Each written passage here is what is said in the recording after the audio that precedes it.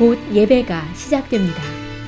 온라인으로 하나님께 드리는 예배에 정성을 다해 임해 주시기 바랍니다. 온 가족이 함께 모여 거룩하게 예배를 드립니다. 부모가 아이들의 훌륭한 영적 교사 역할을 하시길 바랍니다. 단정한 복장으로 예배를 드립니다. 성경책을 지참합니다. 예배 10분 전부터 예배 준비를 완료하고 기도합니다. 올바른 자세로 모든 순서에 정성을 다해 참여합니다. 핸드폰보다는 TV나 컴퓨터 모니터로 예배를 드립니다. 예배에 집중하여 하나님의 은혜를 기대합니다. 헌금은 정성껏 준비해서 우편으로 보내시거나 직접 교회 사무실 헌금함에 봉헌합니다.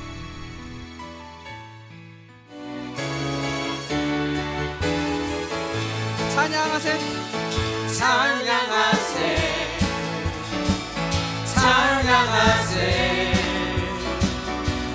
왕께 소리 높여 찬양 드리세 찬양하세 찬양하세 찬양하세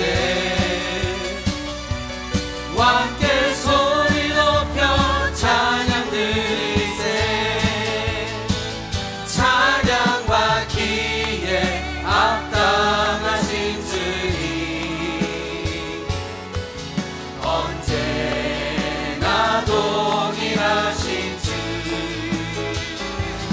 무릎 꿇고서 주 이름 외치세 예수 나의 왕 예수 나의 왕 예수 나의 왕 아멘 찬양하세 찬양하세 왕께 소리 높여 찬양 드리세 찬양하세 찬양하세 왕께 소리 높여 찬양 드리세 찬양 받기에 합당하신 주님 언제나 동일하신 주 무릎 꿇고서 주 이름 외치세 예수 나의 왕 예수 나의 왕 예수 나의 왕 아멘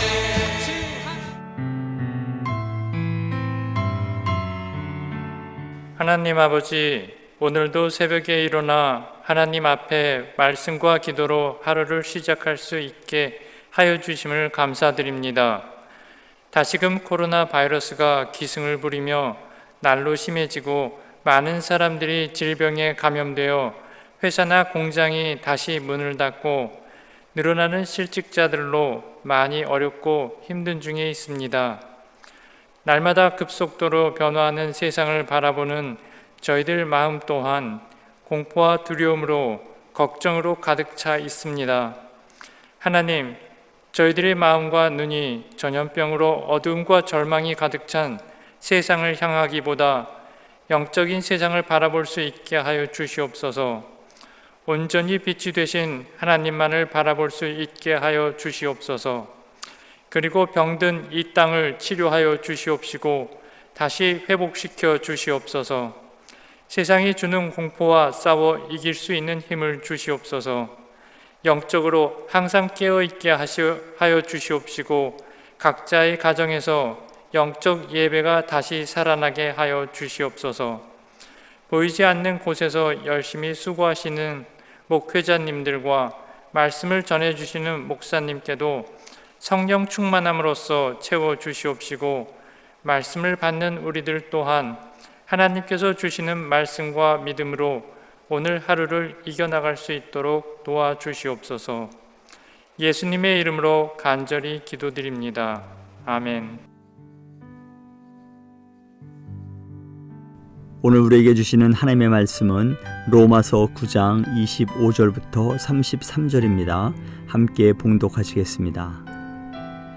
호세아의 글에도 이르기를 내가 내 백성 아닌 자를 내 백성이라 사랑하지 아니한 자를 사랑한 자라 부르리라.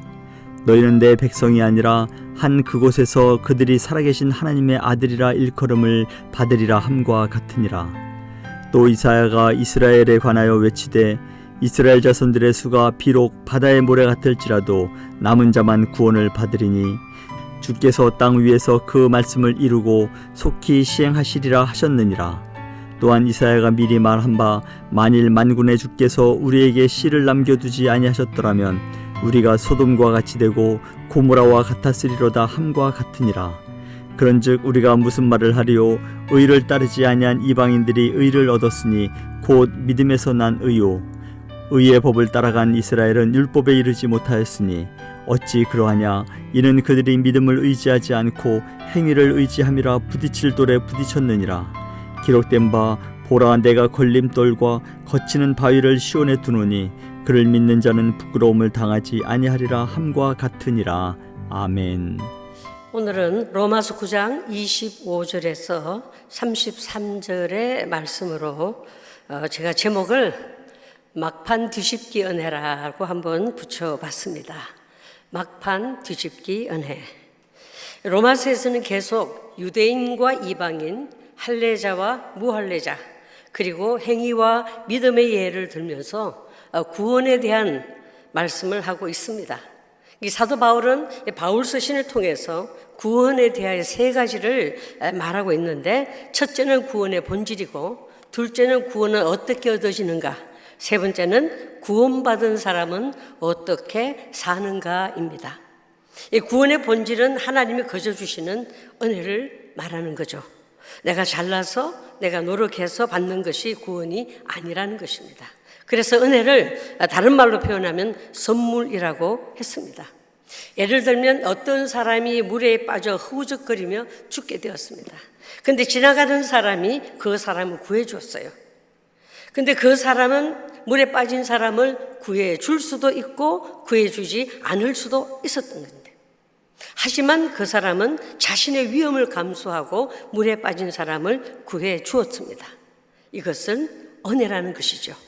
근데 내가 물에 빠져 허우적거려 빠져 들어가는데 모르는 사람이 줄을 던져준다면 저 사람 나 모르는 사람인데 줄을 잡아야 하나 말아야 하나 고민할 수 있겠습니까? 아니잖아요.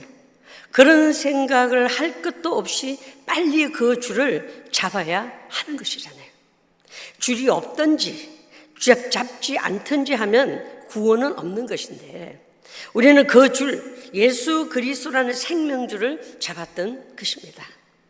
이제는 그 생명줄을 계속 잡지 않고는 살아갈 수 없는 축복의 삶을 살고 있다는 것 꼭 기억할 수 있기를 간절히 소원합니다. 오늘 본문에서도 사도 바울은 호세아와 이사야를 들어서 구원, 즉 생명줄에 대한 하나님의 계획을 말씀을 하고 있습니다. 25절 26절을 보면은 내가 내 백성 아닌 자를 내 백성이라, 사랑하지 아니한 자를 사랑한 자라 부르리라. 너희는 내 백성이 아니라 한 그곳에서 그들이 살아계신 하나님의 아들이라 일컬음을 받으리라 함과 같으니라고 했습니다. 이 말씀은 바울이 호세아 1장 10절의 말씀을 그대로 인용한 말씀이거든요. 그대로 인용한 말씀으로 회복, 즉 이스라엘 민족의 구원을 향한 하나님의 계획하심에 대한 내용이 호세아서 1장 10절에 있고요. 오늘 본문에 사도 바울이 그것을 인용을 했습니다. 그 이전에 호세아서 1장 2절에 보면 하나님께서 호세아에게 어떤 명령을 하십니까? 너는 가서 엄란한 여인과 결혼하여서 엄란한 자식을 낳으라 하십니다. 이유는 이 나라가 하나님을 떠나서 엄란하게 살고 있기 때문이다라고 하시는 것이었어요. 그래서 하나님이 호세아가 미워서 엄란한 여인과 결혼하라고 명령하신 것은 절대로 아니라고 저는 믿습니다. 호세아의 아내처럼 이스라엘 백성이 타락하여서 우상을 섬기는 엄란한 백성이 되었다는 것을 호세아의 결혼을 통해서 보여주시는 것입니다. 이로써 호세아는 자기 의도와는 자기 의사와는 전혀 상관이 없이 하나님의 말씀에 복종하여 엄란한 여인 고멜과 결혼을 하게 됩니다. 여러 번 뛰쳐나간 고멜을 또 찾아오고 또 찾아왔습니다. 그래서 고멜과 결혼한 후에 자녀를 낳게 되는데, 보면은 호세아는 결혼할 여자를 정하는 것뿐만 아니라 낳은 아이들의 이름도 자기 마음대로 짓지 못하고 하나님이 지어주신 대로 짓게 되지요. 보통 자녀를 낳게 되면 최대한 좋은 이름을 만들어주려고 얼마나 노력을 합니까? 그런데 하나님이 지어주신 호세아 자녀들의 이름이 다 안 좋은 이름들이었어요. 첫째 아이의 이름은 이스라엘인데 하나님께서 이스라엘 족속의 나라를 폐하실 것이다 라는 그런 뜻을 가졌다고 합니다. 둘째 아이는 딸인데 로루하마, 그 이름의 뜻은 내가 다시는 이스라엘 족속을 용서하지 않겠다라는 의미가 담긴 이름이랍니다. 하나님이 누구신지도 잘 알면서 이방인처럼 우상을 섬기고 타락한 이스라엘 사람들을 하나님께서 더 이상 불쌍히 여기지도 용서하지도 않겠다는 그런 내용을 담고 있는 이름입니다. 셋째 아이의 이름은 로암미라고 했습니다. 이 이름은 너희가 내 백성이 아니며 나도 너희 하나님이 안 된다, 안 한다라는 그런 뜻이죠. 말하자면 이제부터는 하나님이 이스라엘 백성들을 이방인처럼 취급하겠다는 것입니다. 호세아가 이 세 아이의 이름을 부를 때마다 얼마나 가슴이 아팠겠는가. 그런데 오늘 본문 25절, 26절에 사도 바울이 다시 호세아 1장 10절의 말씀을 인용하면서 저주를 복으로 바꾸시며 그들을 다시 회복시키시는 구원에 대해서 말씀을 하고 있음을 볼 수 있기를 바랍니다. 우리 한번 살펴볼까요? 보면은요, 내 백성이 아닌 자를 내 백성이라 부리리라고 한 말씀은 로암미를 두고 하신 회복의 말씀입니다. 또 사랑치 아니한 자를 사랑한 자라 부르리라고 한 말씀은 로루하마를 두고 하신 회복의 말씀입니다. 그리고 너희는 내 백성이 아니라 한 그곳에서 저희가 살아계신 하나님의 아들이라 부름을 얻으리라는 말씀은 이스라엘을 두고 하신 회복의 말씀이라는 것입니다. 이처럼 하나님의 구원은 호세아를 통해서 미리 예정되었던 것이며 내 백성도 아니고 사랑받지도 못하고 소망이 없었던 자들을 하나님이 모두 구원하셔서 멸망치 않게 하셨던 것이죠. 무엇을 뜻합니까? 그것은 구원의 주체자는 하나님이시며 유대인이든 이방인이든 하나님의 뜻은 멸망도 아니고 지옥에 보내는 것도 아니라 하는 것입니다. 우리가 너무나 잘 아는 성경구절 요한복음 3장 16절의 말씀, 하나님이 세상을 이처럼 사랑하사 독생자를 주셨으니 어떻게 해요? 이는 저를 믿는 자마다 멸망치 않고 영생을 얻게 하려 하심이라고 하셨습니다. 이처럼 할례자이든 무할례자이든 하나님 앞에 나와서 하나님의 이름을 부르면 약속하신 대로 하나님은 구원의 은혜 가운데로 들어오게 하시는 분이심을 믿으시기 바랍니다. 그래서 저는 이것을 막판 뒤집기 은혜라는 말을 붙여봤어요. 막판 뒤집기 은혜. 성경에 이 막판 뒤집기의 은혜를 받은 인물들이 참으로 많이 있거든요. 십자가상의 강도도 막판 뒤집기 은혜를 받은 인물입니다.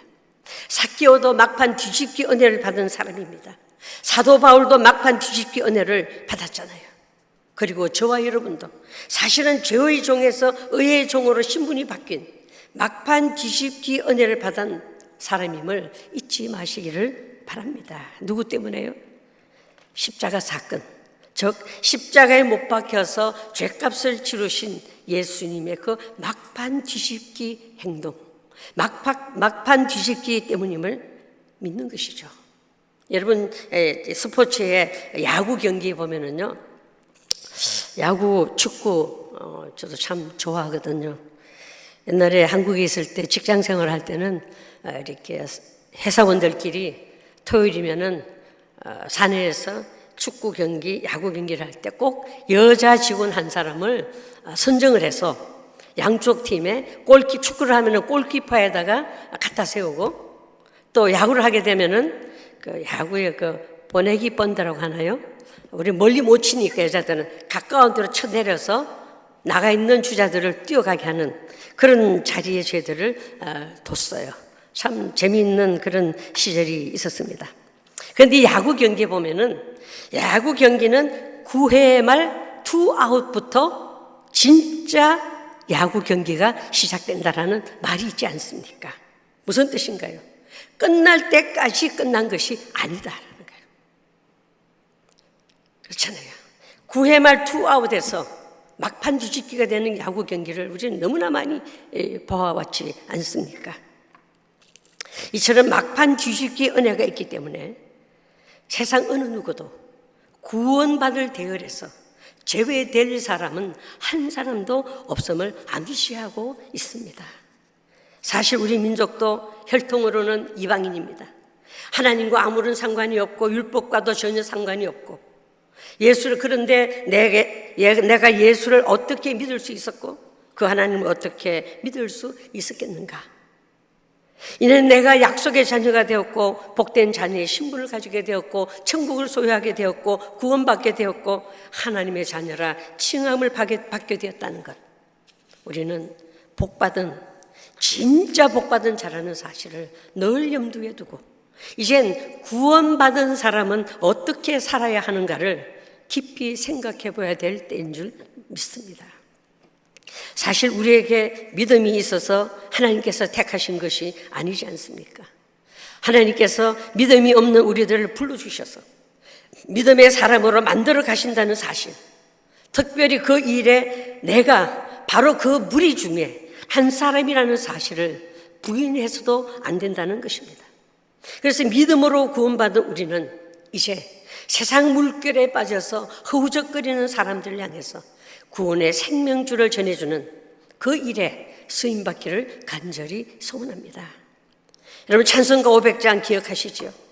물 위에 생명줄 던지어라, 누가 저 형제를 구원하랴. 우리의 가까운 형제이니 이 생명줄 누가 던지려나. 생명줄 던져, 생명줄 던져, 물속에 빠져간다. 생명줄 던져, 생명줄 던져, 지금 곧 건져라.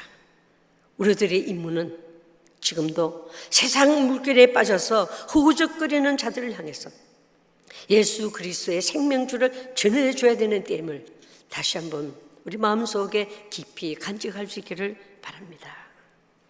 이제는 이사야를 통한 구원의 메시지가 이제 27절부터 있는데요. 27절, 28절을 한번 봅니다. 또 이사야가 이스라엘에게 관하여 외치되 이스라엘 자손들의 수가 비록 바다의 모래 같을지라도 남은 자만 구원받으리니 주께서 땅 위에서 그 말씀을 이루고 속히 시행하시리라 하셨느니라 기록되어 있습니다. 버림받은 이방인은 하나님께서 구원하셨는데 선택받은 이스라엘은 어떻게 하시나요? 이스라엘이라고 다 이스라엘이 아니라 이스라엘 중에서도 육신의 자녀가 있고 약속의 자녀가 있다는 것입니다. 그래서 이스라엘이 바다의 모래 같을지라도 남은 자만 구원을 받는다라고 했지요. 혈통이 이스라엘이라고 구원받는 것이 아니라는 것입니다. 이들이 하나님을 배반했을 때 다 멸망했잖아요. 남은 자, 약속의 씨만 살아남게 되는데 이 약속의 씨들이 구원의 메시지를 받아들이고 그 씨들이 지금까지 하나님의 생명을 이어가고 있는 것입니다. 29절의 말씀을 또 봅니다. 또한 이사야가 미리 말한 바 만일 만군의 주께서 우리에게 씨를 남겨두지 아니하셨다면 우리가 소돔과 같이 되고 고모라와 같으리라 함과 같으니라. 호세아의 예언은 구원받을 수 없는 이방인 가운데 구원받을 자가 있다는 것이고 이사야의 예언은 이스라엘은 하나님의 선택을 받은 백성이지만 약속의 자녀를 통해서 구원의 역사를 이루어 가신다고 밝히고 있습니다. 이런 관점에서 볼 때 바울이 전하는 메시지의 요점은 하나님 앞으로 만드실 나라는 구원은 버림받은 이방인에서 구원받은 자들과 선택받은 이스라엘 중에서 약속된 자들에 의해서 이루어지는데 그 구원의 핵심이 바로 예수 그리스도로 말미암음을 강조하고 있습니다. 앞에서도 말씀드렸지만 우리는 이방인이었습니다. 이스라엘 백성들은 직접 하나님과 계약도 하고 약속도 하고 예배도 드렸지만 우리는 말씀을 들어본 일도 없었고 약속을 들어본 일도 선지자를 가져본 일도 없었습니다. 우리 민족은. 그들은 십계명도 받았고 율법도 받았지만 우리는 예수님 밖에 있었던 자들이었어요. 그런데 이방인인 우리들이 구원을 얻은 것입니다. 이것은 막판 뒤집기를 위해서 오신 예수 그리스도의 그 십자가의 사건의 은혜 때문임을 믿으시기 바랍니다. 그런데 종교적으로 모든 것을 다 받았던 이스라엘은 의의 법에 이르지 못했다고 했어요. 그 이유는 이들은 믿음에 의지 않고 행위에 의지했기 때문이다. 따라서 이스라엘 사람들은 구원을 믿음으로 얻지 않고 행위로 얻으려 했으며 하나님을 자신들의 전유물이라고 생각했기 때문입니다. 제가 1993년 우리 교회 그때 김웅민 목사님이 계실 때 베델 성서 2년 과정을 다 마친 졸업생들이 들과 함께 28명이 이스라엘 성지순례를 1993 지금부터 오래됐네요. 27년이네요. 성지순례를 갔는데요. 이제 그날은 골고다 언덕을 저희들이 올라가는 날이었어요. 골고다 언덕을 올라가면서 예수 나를 위하여 십자가를 지고 하면서 막 찬양을 부르면서 예수님이 넘어지셨던 그 자리를 우리가 손도 갖다 대보고 그 손에 벽에 있는 벽대에 손을 갖다 대면서 못 박힌 손을 갖다 대면서 얼마나 울었는지 모릅니다. 우리 대원들이 다 울었어요. 그리고는 이제 돌아왔습니다. 돌아왔는데요. 이제 호텔에 와서 엘리베이터를 타려고 하니까 안에 유대인들이 한 몇 사람이 있고요. 우리는 전부 다 눈이 퉁퉁 부어가지고 서로 말도 안 하고 이렇게 있으니까 유대인이 물어요. 근데 어디 갔다 오느냐? 우리가 오늘 골고다 언덕에 예수님이 십자가에 올라가신 언덕에 올라갔는데 하나님 은혜가 너무 크고 예수님 은혜가 너무 크다는 걸 실감을 했다고 그러니까 그 유대인이 하는 말이 뭐냐면은 너희들이 그렇게 아무리 해도 소용이 없어. 하나님은 유대인의 하나님이야. 이러더라고요. 실제적으로 저희들이 그 사실을 유대인들의 생각을 실제적으로 체험을 하고 왔습니다. 이처럼 이스라엘은 율법의 행위로 구원받으려고 했으며 그들이 소유한 많은 종교적인 혜택과 종교적인 전통을 가지고 하나님을 독점하려고 했기 때문에 참 구원에 이를 수 없다라고 지적을 합니다. 다시 말하면 33절에서 말하는 시온에 세우던 부딪히는 돌과 거치는 반석에 걸림돌이 되었던 것이죠. 여기서 말하는 부딪히는 돌이란 예수 그리스도를 가리킵니다. 유대인들에게 있어서 십자가에 못 박히신 예수 그리스도는 끓이기는 장애물에 불과했던 것이었죠.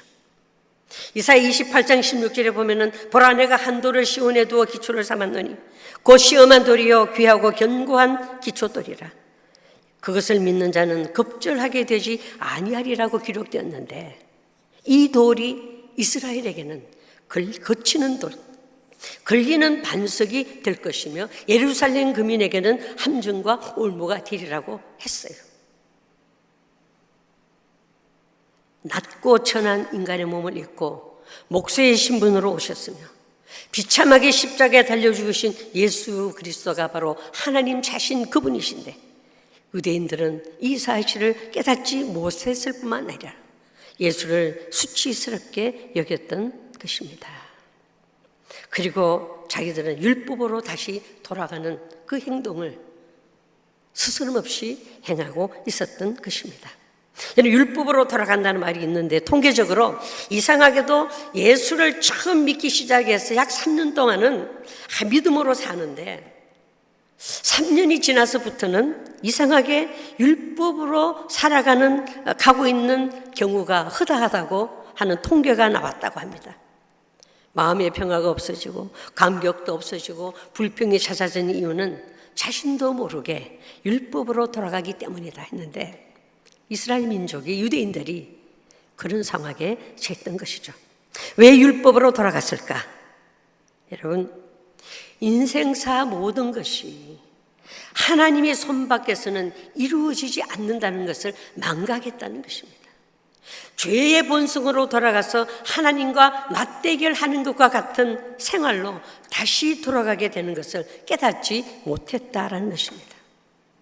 십자가에 가까이 가면 갈수록 내 죄가 더 선명하게 드러나는데 그 선명하게 드러나는 죄를 사해 주신 하나님의 은혜, 십자가의 그 사랑을 생각하면 할수록 몸둘 바를 모르겠는데 그런 하나님의 은혜를 망각하게 되었다는 것입니다. 여러분, 기억할 것은 바울이 전하는 메시지의 요점은 하나님이 앞으로 만들어 나가실 나라는 버림받은 이방인에서 구원받은 자들과 선택받은 이스라엘 중에서 약속된 자들에 의해서 이루어진다는 사실을 믿으시기를 간절히 소원합니다. 그래서 십자가의 복음이 어떤 사람에게는 주춧돌이 되고 어떤 사람에게는 걸림돌이 되는데 그 돌로 자기 집을 세우려 하는 자는 걸림돌이 될 것이고 그 돌로 하나님의 집을 세우려고 하는 사람들에게는 주춧돌이 되는 것입니다. 영원히 하나님의 집에 속해 살아가는 남은 자들이 되기를 간절히 소원합니다. 여러분, 진정한 구원은 개인의 구원에서 시작해서 민족의 구원을 넘어서 온 인류의 구원으로 대단원의 막을 내리게 될 것입니다. 이방인의 구원은 이스라엘을 통해서, 이스라엘의 구원은 이방인을 통해서 얻게 하시는 하나님의 놀라운 계획하심을 다시 한번 기억하면서 이런 막판 뒤집기 은혜의 대열에 설 자들을 향한 생명줄을 전해주는 저와 여러분 모두가 되시기를 간절히 소원합니다. 누가 합니까? 한 사람의 인생이 9회 말 투아웃에서 좌절하지 않고 거기서 회생해서 다시 새로운 기회를 갖게 될지 승리의 기회를 갖게 될지 누가 알겠습니까? 마지막까지 끝날 때까지는 끝나지 않는다는 그 한 사람 한 사람의 인생을 생각하면서 그들 구원의 대열에 끌어들이는데 쓰임받는 저와 여러분 모두가 되시기를 간절히 소원합니다.